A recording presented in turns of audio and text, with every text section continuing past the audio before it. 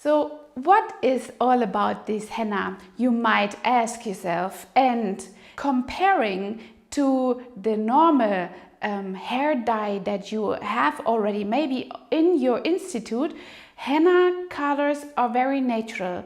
They've been used centuries ago already in the old Egypt, and henna has the advantage of coloring and dyeing your skin as well as your hair, and beyond that it is fulfilled with tannins that make the structure of your hair really smooth and a little bit more structured, so that you have the outcome of the color of your hair and the structure very shiny and moisturized.